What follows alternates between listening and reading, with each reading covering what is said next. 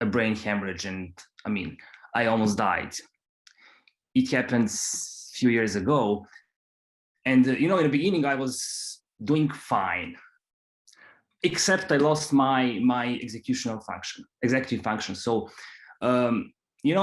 these functions, I didn't know that it even exist, but basically they are very important, and they are skills to set goals and to make things done. And life without executive functions, I mean, it's a kind of difficult. The moment when you have to make 2 holes in a wall, this photo is authentic photo.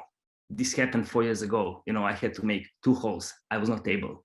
Or the other one, we moved from one flat to another, so there was a lot of furniture to be assembled. So it's a very simple task. Well, this is what happens. This is authentic.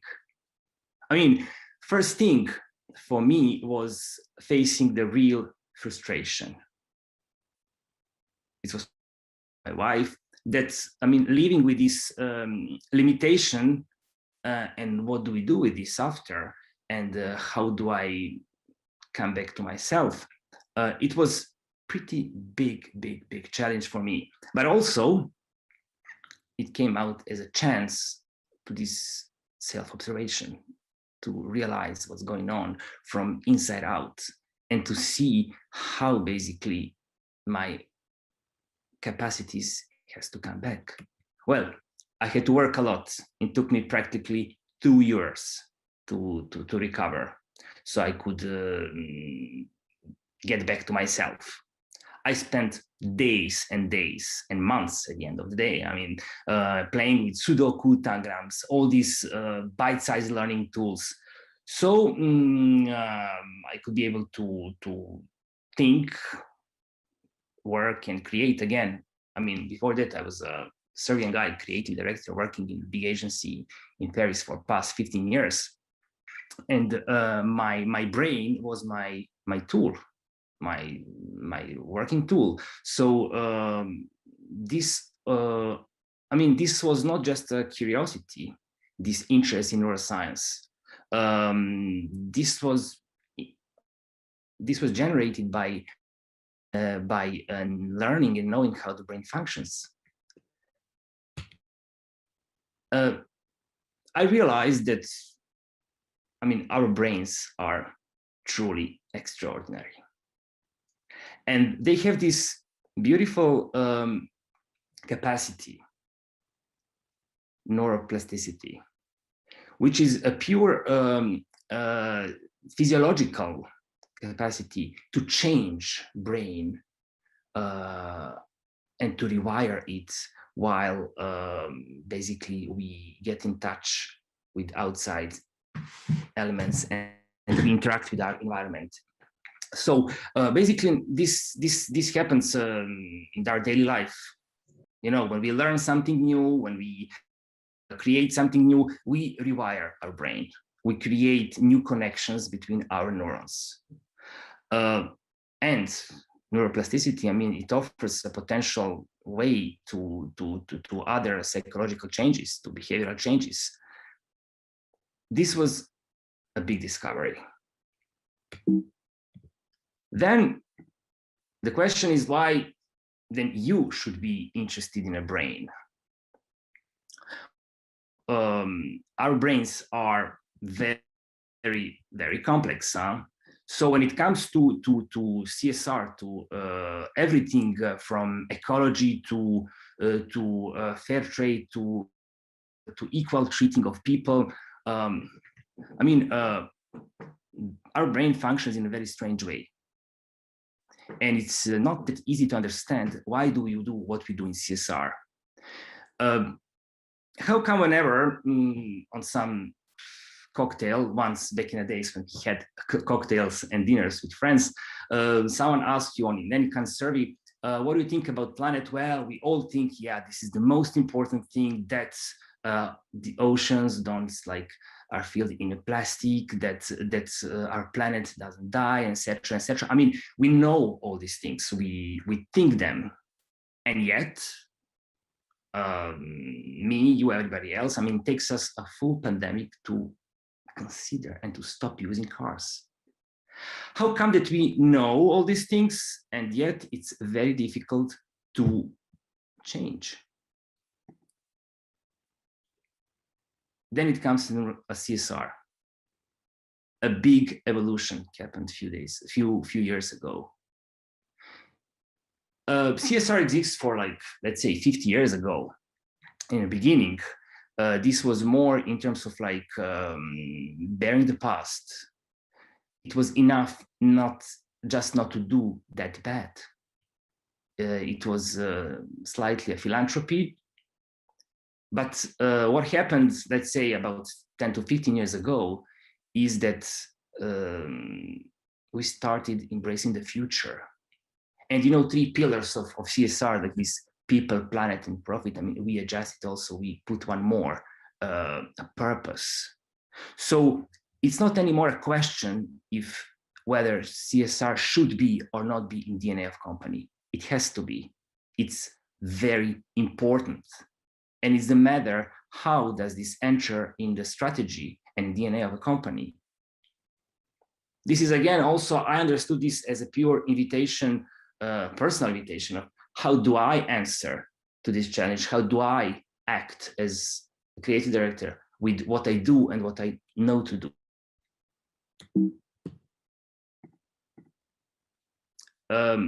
Yeah, I mean, I choose to be a creative activist. And it's a very complicated issue to understand human brain and how it should be communicated, CSR in general. And I'm interested in a communication. So I defined, let's say, 4 models of how brands are communicating. So you see that there are some brands which they don't need to communicate at all. They just do to all. There are some other who just pick up a little bit a group of people who they help or whatever. There are some other who are just telling, speaking, educating to everyone or to a little group of people. What I want to share with you is this idea of the ecosystem of all these activities, and that we need all this, and we need to function together to be able to make this change, which we have to make. So my keen interest still, I mean, triggered by my stroke, is how we can create CSR messages which could possibly and more effectively change the perception and the behavior of people. What's going on on brain side? Well, this is more Nikos who's gonna tell you, and I invite him to share his presentation now. So perfect. The things that I will be talking about, some of them are included in my books. Okay, I have written 2.5 books up to now, because the first book, Neuroscience for Leaders, is in the 2nd edition. And Advanced Marketing Management is my master's level marketing book that has a whole chapter on neuromarketing. So many of the things that you'll see here are also included there if you want to go for more information. The faculty has copies of both books. Okay. And not only from the books, but up to now with various labs and neuromarketing teams that have collaborated in the world, of course, with my own team, the last 7 years, we have tested more than, I'm saying there are 5,500 brains, is more than 6,000 now, brains from more than 25 countries. So the things you will see, they are not only theoretical and conceptual, but come from, I think, now in Europe, one of the most extensive experience of a neuromarketing lab that we have. Okay, so let me introduce just three facts. There are many. We have them in my books, but you can, I'm sure you on LinkedIn posts and YouTube podcasts, you hear about these things. But I just chose 3 to kind of try to shift your perception of what's happening with our decision making, our information processing, and ultimately of our behavior.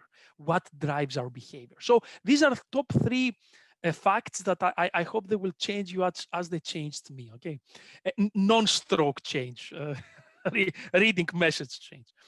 Although I have to say, I had also a kind of similar experience with an accident 20 years ago that also taught me that the brain is important, for another story for another meeting. So 95% of decision making is unconscious. Okay, and I would say that this is a little bit older number. John Barch, a neuroscientist, recalculated this lately, and he found out that 99.4% is unconscious, everything that happens in your brain, and just 0.6% is the conscious processing. So actually it's a very what we call conscious self, your daily experience, your feelings, your opinions, your ideas, okay, your perceptions, your view of the world, the discussions that you have in your mind and you are aware of. All this represents actually a tiny part of the brain. And there is an old school opinion that said, yes, it's tiny, but it's powerful. But as you will see, it's not like that. It's tiny and it's tiny. Okay. The second interesting fact that I want to share with you is that constantly our brain receives information from the outside world. Okay, and from the inside the world, of course. Your brain wants to know the homeostasis of your body. You know, do you feel hungry? Do you feel pain? But also collects a lot of information from the outside world. How do we collect information from the outside world? Our senses. Okay, so the sensory information that comes to the brain is approximately 10 to 11 million bits. We calculate information in bits. 10 to 11 million of information per second. How much of this appears in your conscious mind? 50 to 60 bits with a ceiling of 120 bits per second. So think of 11 million bits coming in, and the ones that appear, the bandwidth, let's call it the bandwidth of analytics in your conscious mind is only 50 to 120 bits with an average of 60, mostly is around 60 bits of data analysis. So compare the millions, tens of millions with the 60 bits. Okay, there's a huge qualitative difference, and of course quantitative this that leads to a qualitative difference as well. And the last, and the third and last, which I think is also the most profound, is that when we measure brain activity and we ask people to make a decision or perform an action, science has found that we can trace, identify, and predict the decision up to 11 seconds before it comes to your awareness and conscious mind.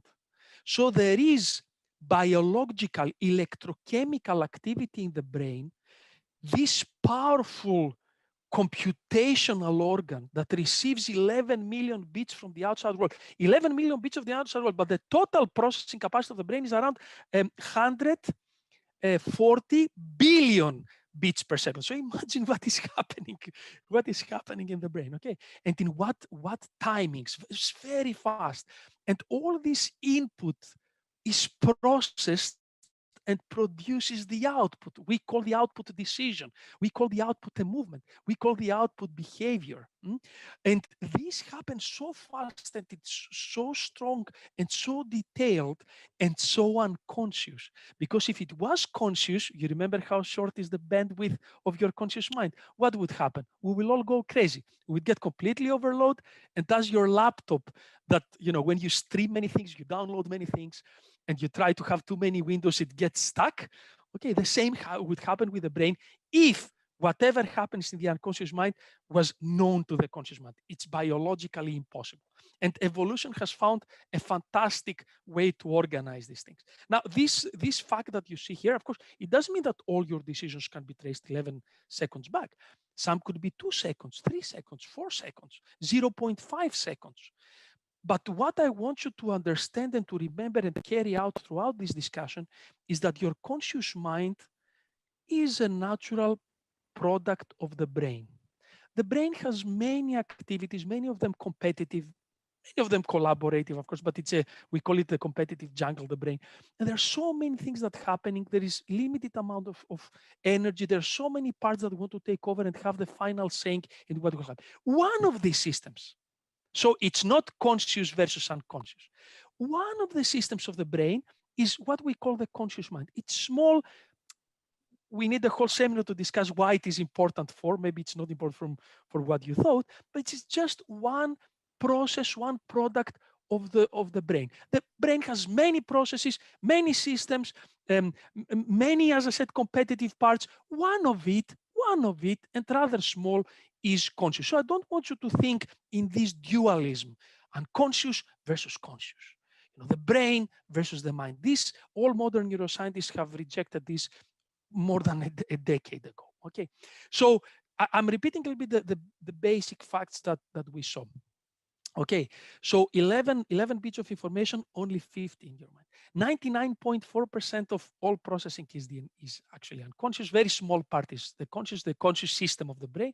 And of course, your biology, your brain body system with the nervous system, the brain, the whole thing, and the environment, all this is connected.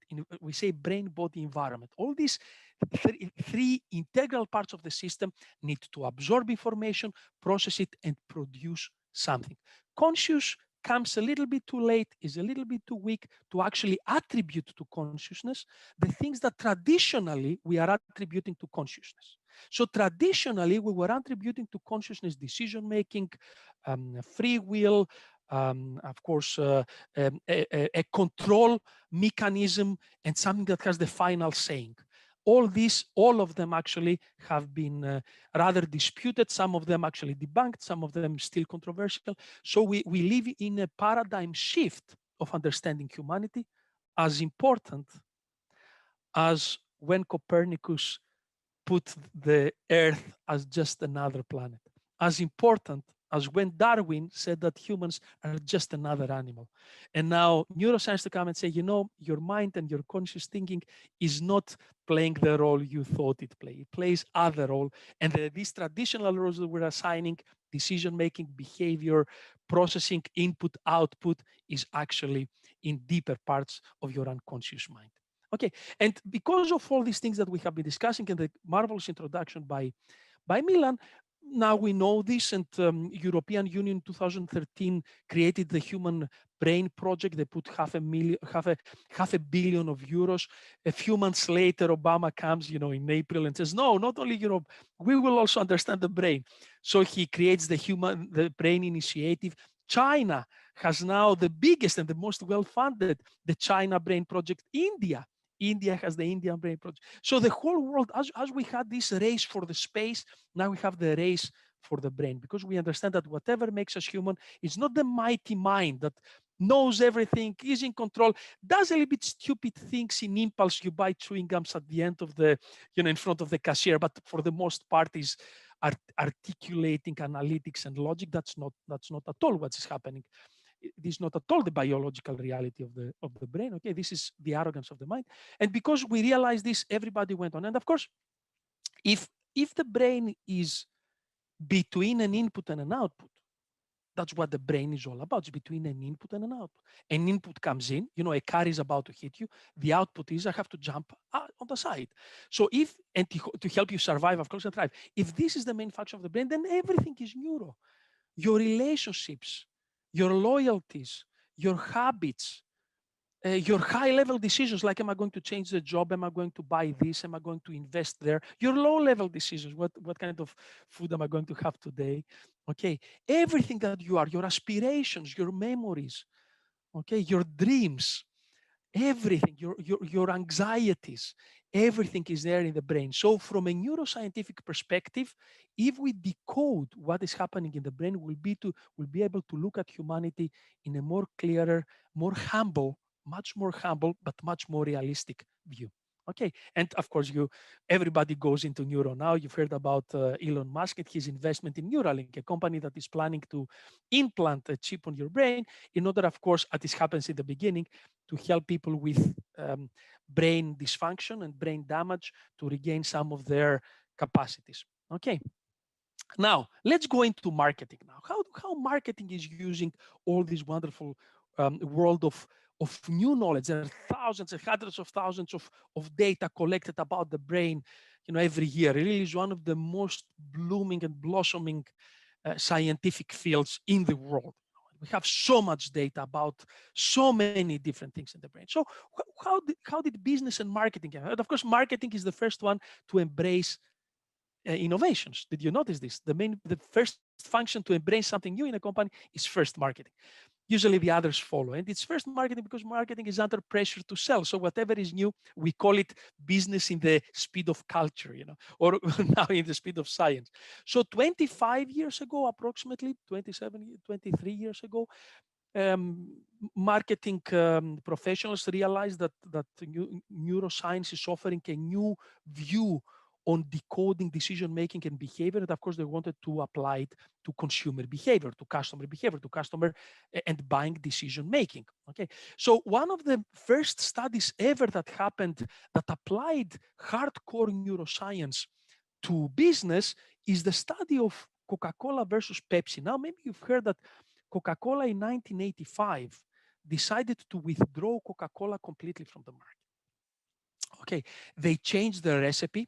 It was very, very risky and brave decision, but they had to do it. I mean, they had to do something because Pepsi was gaining ground in the young generation. Okay, so Pepsi was eating up the young generation portion of the market from Coca-Cola. And Coca-Cola, of course, is very important to recruit young people to start drinking Coca-Cola early, and they could not leave space for Pepsi. They did a lot of research, and they found out that the taste of Pepsi, being sweeter, was better for teenagers. So they had extensive research and development in order to identify new tastes. Now, what you see on your screen, you will not believe, I actually remember it. 1985, I was 10 years old watching news on Greek TV, and I saw the demonstrations in the US when they withdrew the old Coke and they introduced the new Coke. People went out and demonstrated. It's a fantastic case study. Many MBAs in the world analyze it. Okay, you see the messages here. Our children will never know refreshment. So important. New taste, no go. Unbelievable. People went out there. There were many actions.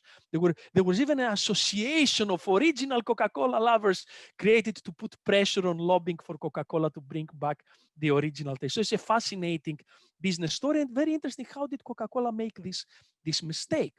Okay, so one of the things that it's interesting in this case is that Coca-Cola did research in more than 200,000 people, extensive and expensive research to make sure that the new recipe is preferred not only by the Pepsi drinkers, but also from the old Coca-Cola drinkers. And they found it. They identify a recipe that when people were trying old Coke, they were trying Pepsi, and they were trying the new Coke, blindfolded, they found out that the new Coke was winning over the other two. So they believed that they have found the solution.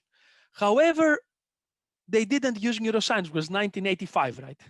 So they didn't use neuroscience. So in 2004, a couple of neuroscientists did this fantastic neuroscientific study to see what actually happened. So what did they do? They took participants, Coca-Cola lovers, Pepsi lovers, they put them into an fMRI scan, this big machine, that brain imaging machine that measures which parts of the brain replenish oxygen, and thus we infer that they worked. So this part worked, depleted the energy, and then oxygen runs there. So we see the oxygen moving, say this part worked.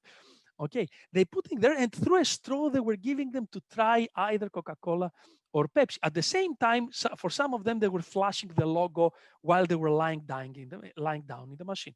So what did they find out, and why this is a very seminal, a very foundational study in neuromarketing, as I said, 17 years ago? It's because it found out that when people were just drinking the drink without looking at any logo, there were different parts of the brain talking and taking responsibility of you, taking control of you. So when you were only drinking the drink without knowing what you drink, the parts of the brain that were waking up, spending most of the energy and dominating your decision making was the reward center. You see this other part. So is the part of the brain that has pleasure, okay, and sensory enjoyment was winning in the activation of the brain. However, when they were giving you to drink the drink, at the same time showing you the logo, this part of the brain, although again activated, was not the winning one. There were other parts of the brain now being activated just because of the simultaneously vision and projection of the logo, that we're actually taking over control and not the one that judges the taste. So you see now, when I said at the beginning that the brain is a competitive jungle, there's so many systems that try to understand what is happening and react to it in order to give the best outcome. So when you were drinking this, but also looking at the logo, there were parts like the hippocampus, which is very important for contextual learning. There were parts that had to do with social interaction. Okay. And as you see, there are also parts that are associated with behavioral readjusting your behavior according to emotional reward, not sensory reward now. So you see that neuroscience, if Coca-Cola had neuroscience study in 1985, they would really understand that depending on what people see and what they experience, different part of the brain wake up, different part of the brain compete, and ultimately, the most important, different parts of the brain lead, take over, and formulate your reality and your action in the world. Okay, and it's very famous that it's a fantastic video on YouTube if you find it. The president of Coca-Cola went out and he said something fantastic. It's the simple fact that all the time and money we put into consumer research, we couldn't actually, and this is key, we couldn't measure the depth of emotional attachment. Okay. Traditional research is fantastic. I do traditional research still, focus groups, questionnaires, interviews. I do, of course, social and digital research. All this is great pieces of the puzzle. But what neuroscience offers is a piece of the puzzle that we could not reach in any other way. And this is what neuroscience does. Now, of course, there is more arguments of where neuroscience could help. And I will show you a couple of more examples. We don't have to spend more time in this. But I want to show you the pitfalls of asking people to respond to something and taking their answer as the key component in your decision making. And social psychology knows this for decades. Okay. For example, now you've been to a hotel. I don't know if you have been to a hotel lately with COVID. I guess not. But what social psychology research has shown for, as I said, decades, is that if I ask you what is important for you and what would motivate you to do something, and what you do is not the same thing. There is a gap between what you think that is important to you, the small arrogant 0.6% of your mind has its own theories, which actually do not apply to the brain. There is a disconnection, a gap between what the brain wants and what the brain behind the other parts, and what the small system of the brain thinks and makes theories of. Okay, so if you go to a hotel, of course, you have all seen these messages about saving the environment, right? Like, please reuse the towels. As you see here, every day millions of gallons of water are used, and it's a win-win situation. If you don't change the towels and the sheets every day, the hotel has lower costs because of detergents, but you also save the environment. It's a great win-win situation. Now, which message works best? Because what research has shown is that if the message motivates your social brain, the social aspects, the social normative parts of your brain work much better than if I try to motivate you as a person. Now, this is from a very interesting TED speech, which explains the experiment, but you can find them in almost all behavioral economics books. This example is a very famous one. So listen to this. If I asked you, Yana, Milan, Masha, what would you do? What would you like me to say to you for you to reuse your towels and your sheets and save the environment? And if I give you options, look at the options on the left. People by far declared, this in psychology is called self-reporting. So they reported consciously and by themselves that the number one message that will make me do this action for the environment is I care to protect the environment. The number one. So if I ask you, listen, there's all these messages, which one motivates you the most? The majority of people with big difference, I think it's 60 something percent, is number one. And then the scientists, of course, did a fantastic experiment. They asked people to move into different rooms in the hotel with different messages. Which message worked best? And now this is the fascinating thing of why neuroscience is so revealing, and it's a paradigm shift. It's not another part of psychology. Neuroscience is not psychology, it's different science. And this is why neuroscience and psychology sometimes, many times, are in actually conflict. It's a different science that brings a completely different perspective. Look at this. The least chosen option, number 4 on the left side, was other people are doing it. So your arrogant mind, the super intelligent, in control, fully aware, clever and smart, does it because I care. I don't do it for other people. I'm not so cheap. You know, I know what I like. This is what you self-reported. But what you did was exactly the opposite. Actually, 60% of people did more the action when the message was 75% of people staying in this room did it, rather than you are so good and you care about the environment. Do you see in what illusion we live?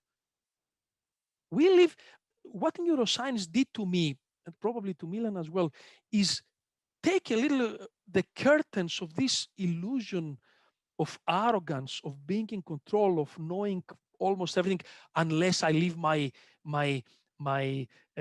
animal chimpanzee brain to take over me. If I fight this chimpanzee brain, I'm full awareness and control. All this is non-scientific anymore. Okay, it's actually kind of laughable. After all these years now, more than 15 years in neuroscience, I realized that these ideas are actually, they're not laughable, they're dangerous. Okay. Now, how do we do this now? What are the tools by which we are trying to understand the reaction? Now we're getting very close to showing you our study and the results. So in my practice and in our lab, we use 99% electroencephalogram and eye tracking. Okay, and most of the neuromarketing studies in the world, these are the tools that they are using.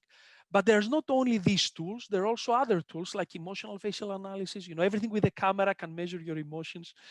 There is wearables like a Fitbit that we measure the autonomous nervous system response. You know, your nervous system can be categorized as the autonomous, okay, nervous system, and in the autonomous nervous system is the one that has two subsystems, the sympathetic and the parasympathetic system.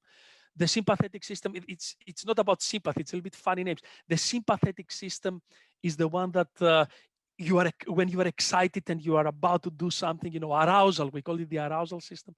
The parasympathetic is the calm system, you know, eat and digest. The other is hunt and fight, okay? And through these devices, we measure things. And of course, I could show you many experiments where your brain understood what is happening, initiates reaction on your sympathetic nervous system. You are fully unaware of this. You're sitting there watching a video, doing some experiment with card. If I say, do you feel anything different? Nothing. No, your heart started already beating. You started sweating. Of course, in times and in quantities that are completely undetected. But the brain already decided and started a cascading chain reaction of behavior. Okay, and emotional voice analysis. I could record my whole voice through this speech, put it through the software, and see when I was feeling comfortable, dominating, insecure, excited, etc., etc. Of course, there is an fMRI scan, as I mentioned before, and some other technologies as well, but this is the bulk of the technologies we use. It's not only lab environment. Of course, all this is in a lab environment, and most of these devices are mobile, so we travel all around. The study we will show you is from Thessaloniki in Greece with millennials. But there are also now online-based such tools. For example, emotional facial analysis. It's a web-based. You can do it through your camera on the laptop. Emotional voice analysis. I can record, you know, conversations as they happen naturally. So you can think of neuromarketing as lab devices, but also there is non-lab web-based solutions now. Maybe not so accurate as the lab, but they are getting better. Okay, I will show you two examples, and then we will start with our data. The first example, because I want you to understand what are the numbers, the variables we measure, because neuromarketing can sound scary, right? It's you know, Nikos, what do you want me to do now? I'm a marketeer. I had to learn to code, you know, I had to become completely comfortable with digital and social. And now what? I have to go to become a neurologist. Actually, no, you don't need to become a neurologist. You know, I come from marketing myself. My bachelor's, MBA, PhD is all marketing strategy and psychology. So I come from marketing. I owned my own advertising agency, brand strategy agency, CMO in companies, you know, academic personnel and researcher in marketing. I come from marketing, and I have to tell you that neuro is the easiest research as a client to read. It's the easiest because you see only 3-4 numbers. That's it. Okay, you can see them 500 times per second, but it's extremely straightforward. And that's the example I want to show you, because these are the numbers we will see in our study. And this is a study we did for a mobile application for a bank. Do you see 3 graphs on the right? These are the 3 things we ask the brain. That's it. That's it. We ask 3 things the brain. 500 times per second, but 3 things. The first is, did the brain like or dislike? The more you see goes up is the brain liked. It has to do with which of the 2 hemispheres of the brain dominate when I expose you to something. If it is my right hemisphere, this is dislike. If it is my left hemisphere, this is like. Okay, it's called prefrontal asymmetry. Asymmetry because we see which one dominates. So the higher this, it's called valence or likability view. The highest, this means the brain activated a positive motivational system. It wants to embrace it. If we go down, it means that the brain, activated the right hemisphere, which is avoidance. I have to go away from it. So what you see there in the nice heart is that this mobile app had 12 steps to download. You know, banks call this a digital onboarding. And when you pass these 12 steps, you can use the mobile app. Look what happened on step 11. And now this is gray is the male, orange is the female, and blue is the average. Something happened on step 11, and the brain of the female participants started disliking this step. What happened? And if you see on the second variable, which is this is engagement, it means how much the brain gives importance to something, that the female brain gave extremely high importance. So something happened there. Now, in step 10, the app asks you to take a selfie for security reasons or to insert a photo of yours. Step 10. Step 11 asked you if you like to keep the picture. So you see that the female brain said, how do I look today? I don't like myself, you know, and it's very important for me. You will see that the male brain did exactly the opposite. Oh, I look okay today, and it's not so important for me. I always look okay, you know. So you see amazing reactions. But when the women, the female members of the sample chose the picture that they like, look how likability went out of the, you know, beyond the roof, you know, broke completely the record. So these are very interesting things you can see. And of course, this cannot be captured by interview or questionnaire. So look, the last variable that you see is cognitive load. You remember when I told you that your brain can get overloaded and not process information so easy? This is working memory theory. Your brain has a RAM, like your laptop, and likes to receive information in a specific way to efficiently process it and allow it to go back and create long-term memories, associations, etc. This is called cognitive load. Okay, this is the last one. You see in the last one, for example, that the male brain found it more difficult in the beginning, while the female brain cruised much easier through the whole experience. This is to break some stereotypes. In the beginning, I supported some stereotypes. This is to break stereotypes. So the female brain understood and used the onboarding process much easier than the supposedly tech-savvy male brain that actually had more problems in processing the data. Okay, so these are the 3 measurements we ask the brain through the electroencephalogram. Of course, there's many others that we use in other research, like in neuro leadership, in neurogaming, we use other variables. But in neuromarketing, 90% of agencies all around the world, they use these measurements. Likability, positive, negative motivation. Engagement, does the brain invest neurons, invest its attention? And cognitive load. Was it easy for the brain to understand, or we made it difficult, unnecessarily difficult for the brain to understand?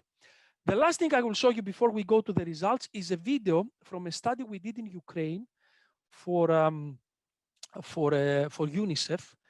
And I want to show you this first to have a visual representation of how the lab test looks like. Okay, so you will be more familiar of how a neuromarketing test is conducted.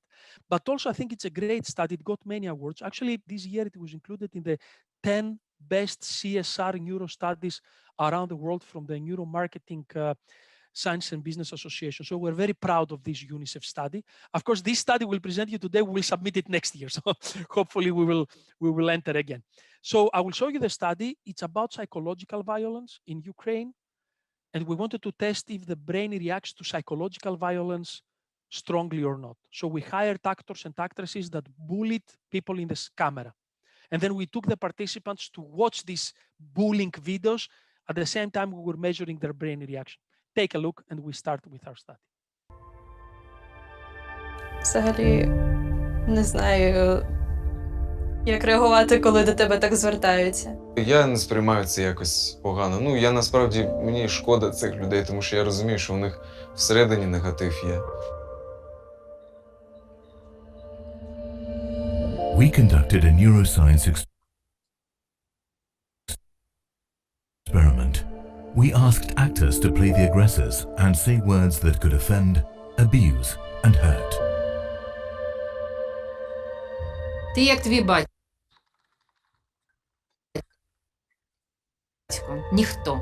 Та ти взагалі не чоловік. Якщо ти мене кинеш, я накладу на себе руки. Я тебе ненавиджу.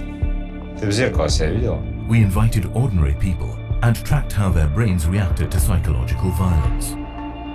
We can really go deep inside the brain and see the real reaction to real situations. We have used the tools of modern neuroscience to study the real reactions of the brain. Participants' emotions were assessed using Russell's model. In the experiment, we compared how people manifest their reactions to psychological violence and what they really feel. Краще б твоя матір зробила аборт. Що ти одягла? An indifferent facial expression disguises sadness. У тебе нічого не вийде. Подивись, на кого ти схожий. Behind the cheerful mask is pain and fear. Я в тебе більше не вірю. Да ти вообще не мужик. Irony hides disgust towards the aggressors. Ти ніщо. A smile camouflages anger. The experiment has proven that psychological violence destroys us from the inside, no matter how hard we try to hide this. It's time to end suffering. The time has come to talk with kids, parents, loved ones. Talk against violence. So as I said, neuromarketing is not only for brands, commercial brands, and the Coca-Colas of the world. Of course, they are using it. It's quite mainstream, but neuromarketing and applied neuroscience, as we call it, will enter many arenas of socio-economic and political action. Okay, so you will see this happening quite often. Let me see if I can move my screen. Okay, so let's go to our results. We performed a study on CSR videos of branded material.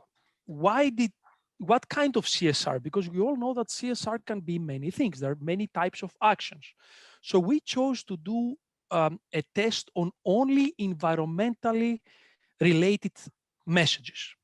So although, as I said, CSR can be about marginalized communities and other topics, we chose environment. And we chose environment because this is one of the latest studies of CSR that happened in the US that showed that the people choose mostly environment issues to align with comments, considering them consciously though, as the most important from the other CSR factors when deciding to buy a product. So, in research, and especially academic research, you have to justify all your choices. So we searching to see which type of cause we would like to test. We chose environmental issues because, as I said, previous research showed that this is really quite high in the agenda. And if you see the last points, millennials are quite strong. More than half declare, at least, that they would support, they will shop from a company that supports their opinion. So we used an eye tracking bar to check where the eyes are focusing, and an electroencephalogram to ask these 3 questions. You remember: motivation, likability, engagement, and cognitive load. We tested 27 millennials in Thessaloniki, Greece. There was 15 female and 12 male participants. Now, we chose 7 videos from known brands. One of the key things of choosing these videos is that the brands are known in the market that we test. And of course, there are international brands, and the videos are available online, so people could naturally also have access to them. What I would like you to do now, I will show you all 7 videos, okay, one by one.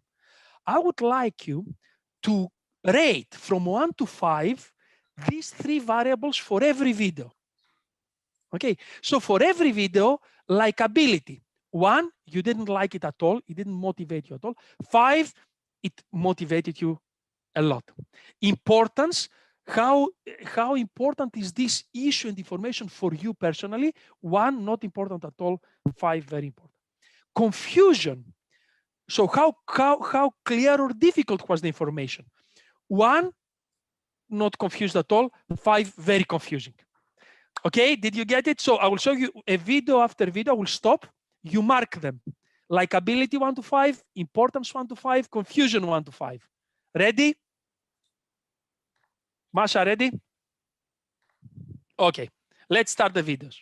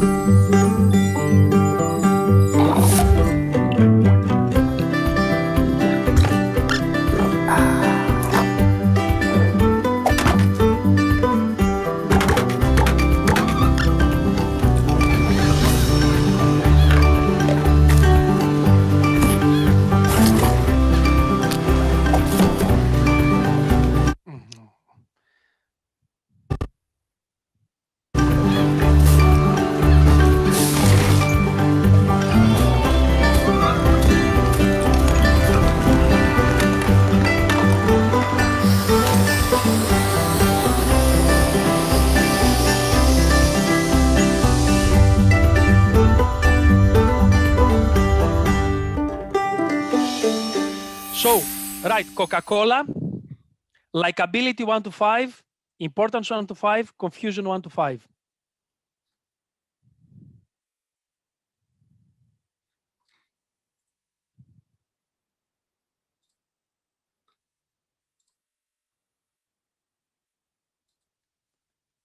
Let's move to the next one. Yes. In which way do you mean importance?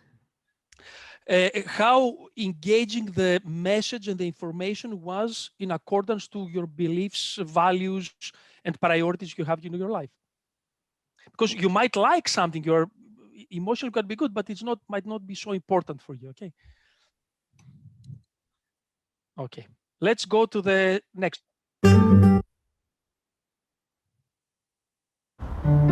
You have the power to make a difference from the moment you wake up. Power your home with the sun. Refresh with a low-flow shower. Feels good. Air dry your laundry instead of tumbling. Eat more leftovers and reuse a humble bag. Leave the car and use your legs. In a rush? Take the bus. Become an expert recycler. Easy peasy. Enjoy fresh local produce. Make the things you love last longer. And give old treasures a second life. Good friends, they could last forever. For 0 food miles, grow your own. For an extra quick meal, use a pressure cooker and induction hob. Eat more greens. Why not try some veggie balls? Choose a low-flow tap. Power up your car with clean power. Power down your heating or aircon. all you need is great insulation. And LEDs? Always a bright idea. What a difference a day makes.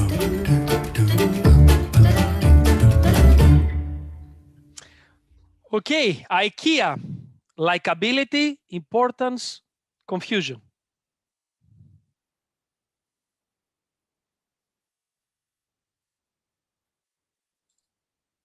Okay, let's move to the next one.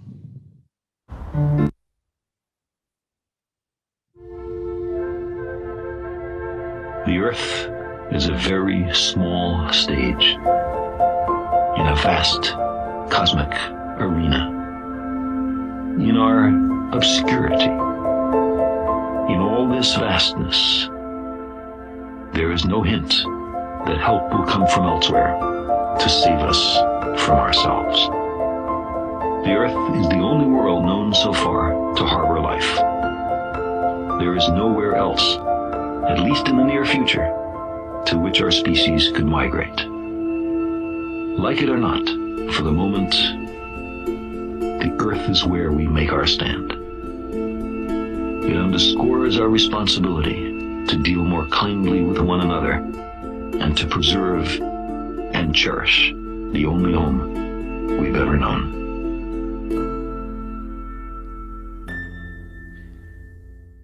Okay, iPhone, likability 1 to 5, importance, confusion.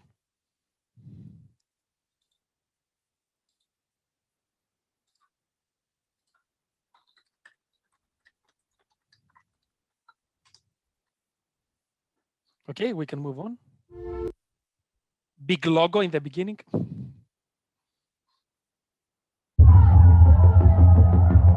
Bring it on. The torn stocking, the stained t-shirt, the discolored panties, the lonely sock, the washed out dress, the thing that you never wore, this and that, the thing with the color that wasn't your color. Bring it on. The ruined sheet, the old, the forgotten, the jeans that don't fit anymore. Bring your rags and we will deal with them. Yes, let's take it on, our mutual bad conscience. Let's load it, drop it, toss it, sort it, let's squeeze it, stack it, send it off to be worn by someone else like her or him. Suck the metals out of it, rip it, grind it, tear it into smaller pieces. Let's shred it into fibers and stitch it into something new. Let's turn your unwearables into cloths or stuff them into car seats. Let's cut your jeans into pieces and make new jeans out of them. Let's collect the very dust from your leftovers and press it into cardboard. Just bring it. The useless, the misfit, the redundant. We'll make sure it gets what it deserves. The only thing we will not do is waste it.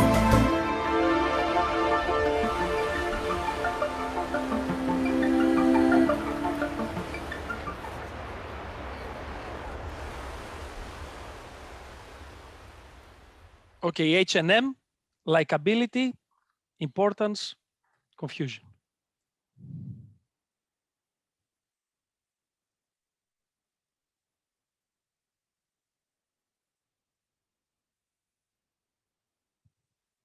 Okay. Few more.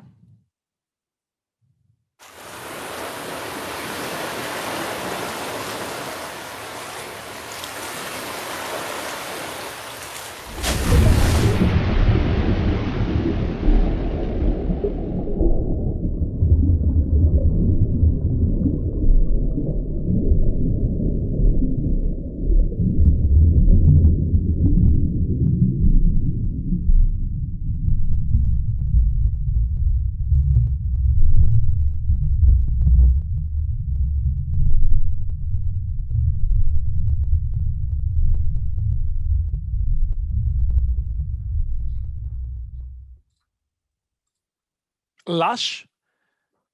Is there a Lush in Slovenia? You have the brand yet? So this natural cosmetics. Again, likability, importance, and confusion. Lush. Two more. If anybody's interested in destination branding, this is it. Oslo is rubbish. Take the leisure experiences. Frankly, garbage.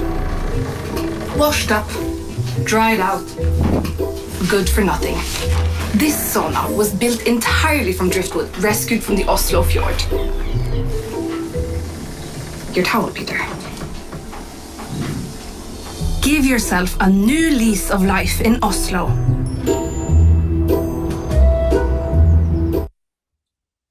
I'm with Ljubljana as the green capital, just for you to know, I'm not for Oslo. So Oslo, again, likability, importance, and confusion. Confusion in the sense of information. Did it come nicely, simply, clearly? Okay. And the last one.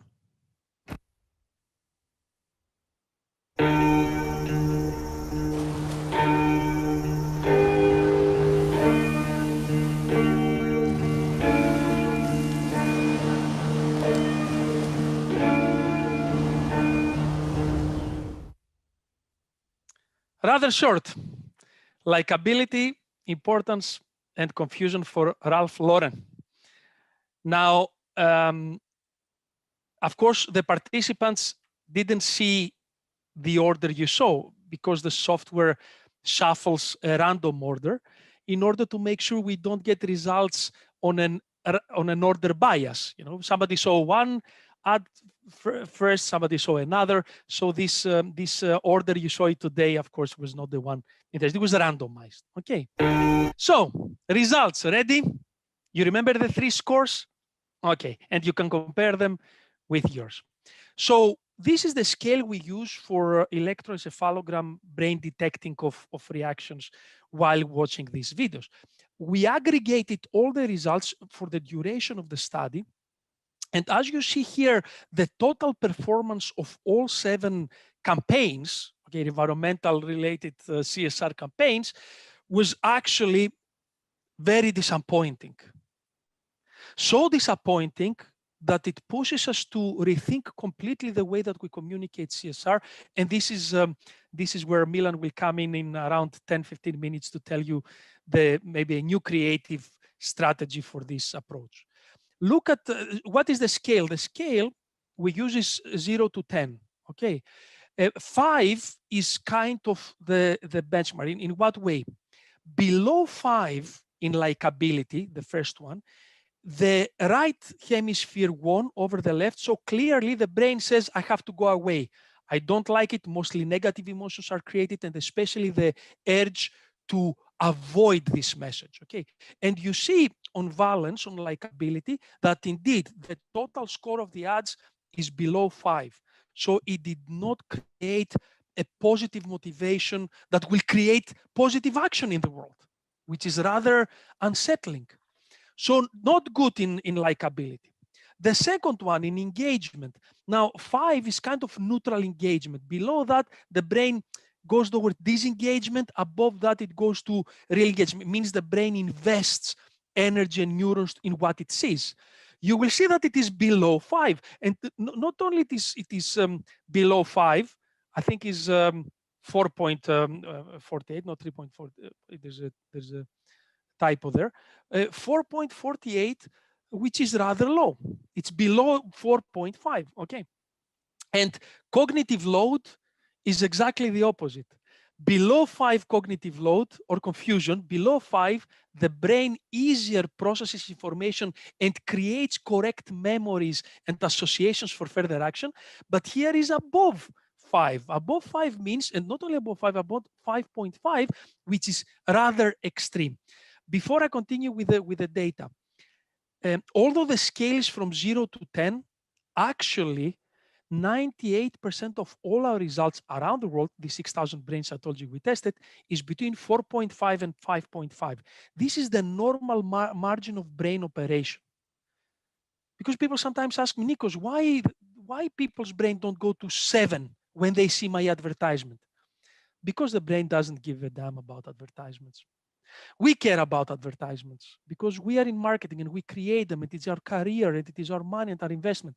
But the brains of consumers are actually very experienced in watching ads. You know, when the brain goes to 6 and 7, although we have measured momentarily 6 and 7 in moments in ads, of course, and in other messages, overall, the brain adapts and expects and reacts to this.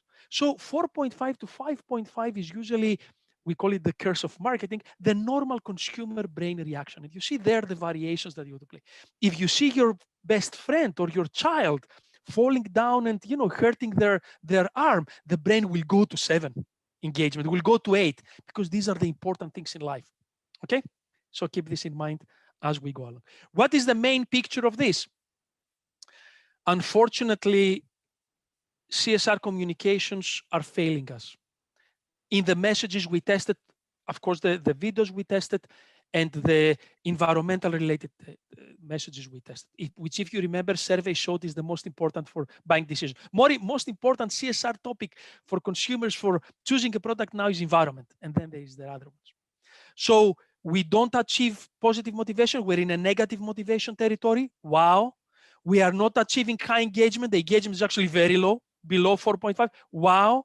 And we make it difficult for the brain to understand, because if you compare these results to the results of many, we have done hundreds and hundreds of commercial advertisements and messages and packaging, and there is nothing that we haven't tested, and digital and social, we see much better results. We see much better results in cognitive load, very easy for the brain to understand, 4.3, 4.5. We see valence of 5.20, 5.30, 5.5. But when we compare commercial communications with CSR, CSR is underperforming. And that's an existential threat for CSR communications. Let's break down a little bit the results in some interesting topics. So look at here the results based on the videos that we saw. You will immediately see that, of course, some videos performed better than others. Which video performed the best? Ralph Lauren. 5.42. How much did you score Ralph Lauren in likability? Most of you? Was it the top? Was it any of you 85 people the top performing Ralph Lauren? Of course not. But the brain showed that this was the top. And don't worry, I have to show you also, because we do always questionnaire or interview after, you will see the same happened with this sample. As it happened to you, happened to this sample. You remember also with the hotels, we say different and we do different because we don't understand how our brain works, of course. And we don't control it as we thought. So number one is Ralph Lauren with very high score. Hey, very high, 5.42 is very high score. Anything else? Above 5. One more scored above 5. And this was Lush. You remember the shark? It also scored 5.11. It managed to motivate positively the brain. Although it was a scary, strong message, the brain said, yes, this is it. You know, I'm with you. Okay. No, so only 2 videos scored above 5. Means left hemisphere dominated, which means positive motivation. All other underperformed in a very sad way. Let's go and of course which scored the worst. Let's see which scored the worst. Oslo 4.16. Do you see how low it scored? You know, it's extremely low. Okay, anything else? iPhone 4.71. It kind of tried to compete a little bit. Coca-Cola 4.67. You know, the fourth one. How did H&M do? 4.51. You know, just on the benchmark. I mean, on the lower side of the benchmark. How did IKEA perform? 4.49. So IKEA and H&M, which are very strong brands, and the message was actually, you would say, very positive. Was it any of you that put H&M or IKEA as the top performing, the ones that you liked the most in likability? Actually, you see, they didn't perform well at all. Now, if you go to engagement, this is where disaster starts. Look at engagement. There is nothing, not even one video above 5. Now, I showed you one only survey result. if you search the literature for survey result or surveys on CSR, you will see that people say it's #1 topic for me. Maybe that's maybe #2 topic, but it's extremely important, especially for millennials and younger generations. Very important topic. Actually, you see, this is just theory of the arrogant mind. Blah blah blah blah. The brain didn't engage. Now, I'm not saying that the brain would not engage at all. This specific communication did not engage them. So it's a way of communication. Okay. And the last thing is cognitive load, confusion. It's unbelievably high. Actually, from all the 100+ studies we have done around the world for commercial marketing neuro studies, this is the most consistent, highest cognitive load we ever recorded. It's unbelievable. 5.5, 5.51, 5.57, 5.55. They are all above 5.5. Never happened to us before. So it seems that the way that we communicate these messages is demanding and challenging for the brain. And maybe we have to think differently. I will not say more because it's what Milan says. So key points. CSR communications of known brands concerning the environment do not attract the brain, doesn't make it motivational, positively motivational, the brain, as normal ads of buying a product or a service. It's more difficult for the brains to find important and say, wow, this is life-threatening or life-changing or life-saving. The brain does not react like that. Actually, very lukewarm engagement, which means that the brain will not prioritize action. That's the thing. And the last, the information, the way that CSR communication is happening at the moment, at least from the videos we tested, it's making it very difficult and very challenging and requires more effort for the brain in order to process. And this is our challenge. And of course, this is the trap. Because people say that CSR is important, we provide them with more info, believing the mind. Since you told me it's so important, let me stuff you with information. But that's not how the brain works, and that's not how the brain reacts. Okay, so disaster. And this, I have to tell you, is the first global study of its kind. Okay, it's the first global study of its kind, testing online videos of environmental messages to millennials. Never happened before, to the best of our knowledge, of course. Okay, some gender differences. Okay, so look at this. Again, I see a type of 4 there. So look at this. We have in valence men being below 5, 4.93 actually is close. Look at women. It's a different story. Actually, the female brain is positively geared towards these messages, but the male brain brings the average down below 5. Okay, so there is a problem there. Definitely, there is a problem there. Second, engagement is quite similar, and also cognitive load is quite similar. Now, let's go and see male-female on specific videos. Again, cognitive load is quite high. Okay, we'll see it later. Look at this. So, which ones female brains like the most?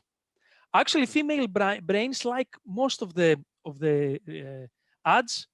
Okay, the male brains was really low on Oslo and IKEA, better on Lush and iPhone. Let's see, Lush, yes, 5.11. It's good. Male broke the 5 mark, and also with iPhone, which stereotypically you would say that yes, a little bit better, but also below 5 as well. Let me see. No, it's all below 5. Male is all below 5. There is no male above 5. While you see that women is almost all above 5, apart from Coca-Cola. Okay, Coca-Cola, it was a little bit corporate. You remember the first Coca-Cola video? The first Coca-Cola video was a little bit like a PPT presentation. There, the female brain didn't like much, but all the others, it liked quite a lot. So it's much more difficult of the brains of males to like CSR. Now we have a much clearer picture. Okay, female brains liked less the business-oriented and a little bit the tech-oriented video. And the male brain liked, the one that the male brain liked a lot was Lush. What is Lush? Cosmetics. But the male brain still liked it. Was it because of sharks? Was it the execution? Was it the message? But this one attracted equally male and female. Let's see brain engagement. What happened brain engagement between the two genders? So again, very low males, very low in Oslo and IKEA videos. Lush was better, but again, all below 5 for male. And for females, much better reaction, much more engaged, but iPhone and Coca-Cola were below 5. And if you remember, this was also the lower in valence as well. So these two videos really underperformed for female. Okay, so you see that it is more difficult to engage male brains. Male brains reacted more in business-oriented video, the Coca-Cola, but also fashion and sharks. And the female brain processed most, engaged most the iPhone video. Okay, this was also important. And cognitive load, you will see that females had higher brain processing in 6 out of the 7 videos. So the female brain was working on higher percentage, let's say, in order to absorb everything. Which sometimes high cognitive load is good. It's not always that high cognitive load is bad. Sometimes cognitive load is good. And male showed higher brain processing only in the last video. Last video was really particular for male brains. Okay, it was the most engaged, it was the most liked, and the most processed as well, which in this case, high cognitive load is not necessarily bad. If it is combined with high likability and high engagement, actually cognitive load shows better processing. Yeah? It's like playing Sudoku. If you like Sudoku, the more difficult, the better, right? So if you combine likability with the other and cognitive load is high, it's not necessarily a bad result. Okay. So I want to show you now, because we're reaching the end of the presentation, I would like Milan to add some things about his approach as a creative director of how to deal with the problems that we saw here. This is an analysis second by second of the ad, because apart from the total scores, there is second by second analysis. Okay. And in this second by second analysis, there are many interesting insights that you can get out of. So look at this. This is male and female performance on the Lush ad. You will see that there was a moment here when this is terrifying, that the likability of both male and female started converging, which is very good because it is a key message. Okay. But interestingly enough, when the data appear, you have a high difference, you know, a high increasing gap between how the brains of female and male reacted. And this is actually what we do. We go frame by frame sometimes to discover things that really attract or make the brain avoid the information. I'll give you an example. You see this nice shape here with the male brain going a little bit up on the 11th second and the female brain going down. If I go here on the ad, on this second, you will see that it is actually a high light frame. So in these specific seconds here, you have really a strong light flashing, and this strong light flashing somehow for male, I don't know if this is because of our evolution to go out and hunt and see flashes of light in the jungle or something, but the female brain disliked this flash of light, while the male brain liked this flash of light. And these are the things that this is the detail and the nitty-gritty of getting down to the visual information and make sure we create communications that engage. And this is another case for H&M. You will see it's much more complicated. First of all, it's a much bigger ad, you know, it's 1.5 seconds. And you will see really big interplay between different frames and stories. It was a very dynamic ad, if you remember. Many fast-moving, changing pictures, stories, people's environments, products, etc., etc. You will see a very big drop here is actually when approximately the lady appears with the the hole in her stockings. Okay, so probably we are all, we are all geared to dislike this because it shows that somebody is not careful. Now, of course, when you use it in communications, you think, how clever, how cute, how nice, people will laugh, but actually the brain did not like it at all. Okay, so you go through this and you see many specific moments. Before I give the floor to Milan to close the presentation, this is the difference between what the brain said and what people said. Okay, what we call self-reporting, what I asked you to mark as your scores to the ads.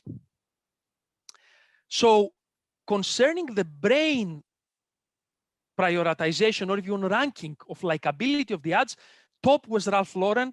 Lush was also very high, both for male and female. iPhone scored okay. CocaCola was fourth, H&M, and then IKEA and Oslo. Compare this with when we ask them to score them themselves. H&M from fifth in Neuro became first.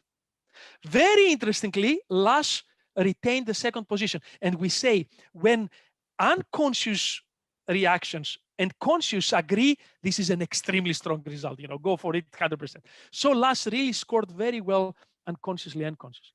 Coca-Cola is third in the self-reporting, fourth in the brain, very similar. IKEA, as I said, from fourth and then sixth.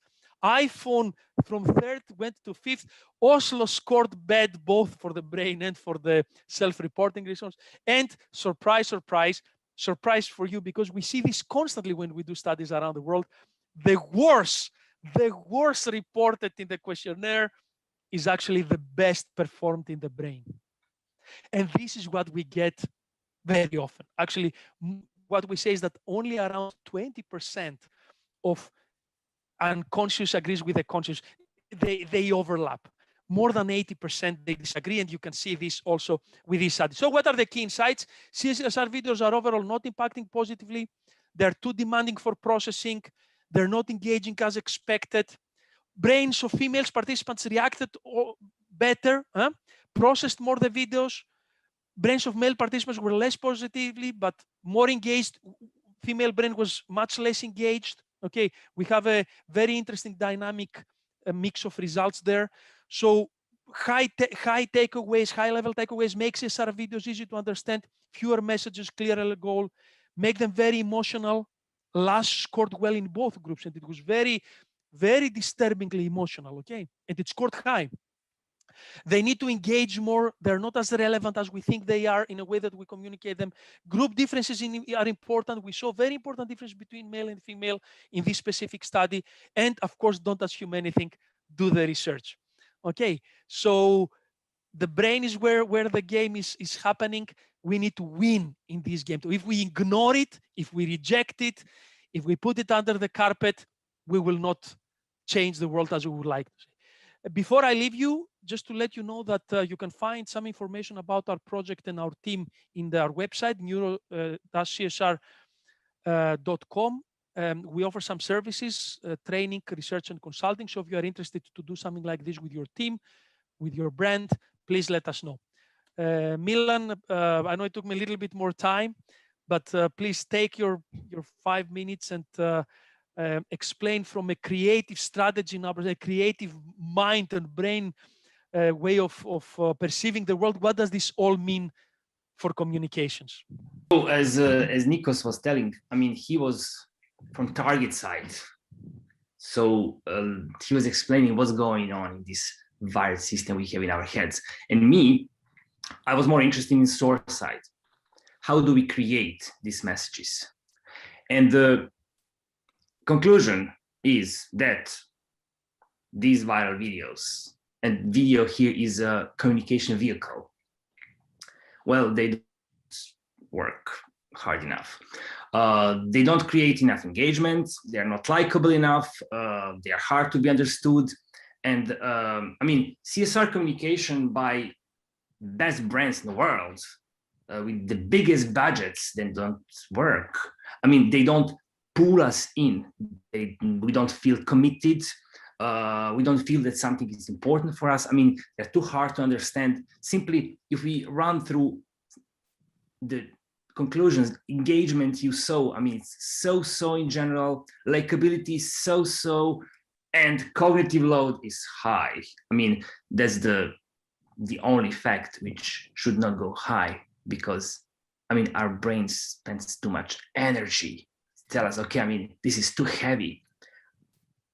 Why? And where is the problem here in general? Well, first, I mean, CSR communication in general, if we create it and construct it and as a communication as a creative discipline, well, we need an idea, right? Well, let's first see what is an idea. I mean, an idea is a new combination. Idea makes you smile in your brain. You need an idea to create likability. You need people to smile in their brains. You need an idea to create commitment. And an idea is basically that, I mean, you have to create this association in people's heads. Does the Lush commercial has the idea? Well, yes, it does. It's a simple idea. Shark idea is, I should be scared for the sharks, not from the sharks, right? I mean, it's an amazing thing what did they do and what did they do in the whole communication platform about this. It's beautiful and brilliant and smart what they did. It took me for a while, it took me about 10 years to do what I do, to understand clearly what is the difference between idea and execution. You know, if we take, for instance, a movie with idea, if you take Clockwork Orange, for instance, I mean, there is an idea. If I have to explain the movie without great idea, where there is like a beautiful photography, I'm gonna tell you, well, yeah, I mean, this movie, it happened this and then this and then this, etc. I mean, I got lost in the story. Idea is far away from the execution, because I mean, it's not about great music, great acting, beautiful people, great design. I mean, you need something that makes you stop and smile in your brain. Another thing we need in a communication, and especially in CSR communication, is an emotion. An idea speaks directly to our emotional brain, while cognitive brain knows an idea makes me react instantly, directly. And somehow, very often, and especially in CSR, brands are scared of emotion. They are more into data. Let's justify my activity. Let me learn you something. Where emotion, I mean, it gets you immediately. Emotion is not something always pleased. This is emotion too, right? But there is a third element which I'm thinking to recommend highly in CSR communications, and we need it, and that's what make a big difference. That's an enlightenment. It's not about the problem is that we are treating CSR communications as they are any other communications, where here idea is not just that we need to create emotion. It should also enlighten something in my brain. Enlightenment in general is a moment where something becomes clear in my brain right away. So I don't need any statistics in the world, and simply it's clear, it's connected already. The question is, what could be the receipt for this kind of communication? How this graph could be something easy to construct and design? Well,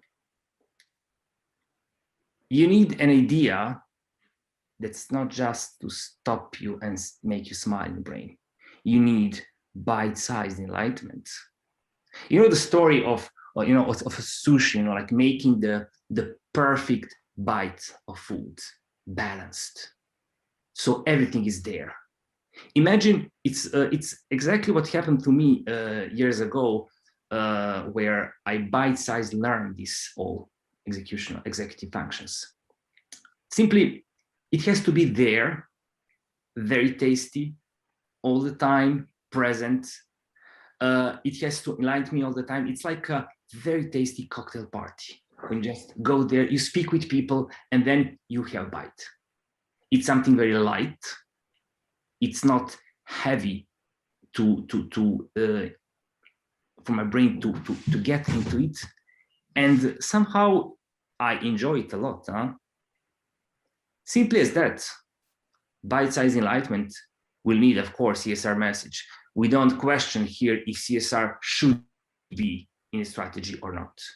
And what is a CSR message? Yes, it is a message of purpose, which we're gonna wash all greenwashes immediately. And it's not enough to just have this purpose message, of course. It has to be wrapped in this beautiful brain-friendly environment. And all this builds a communication tool.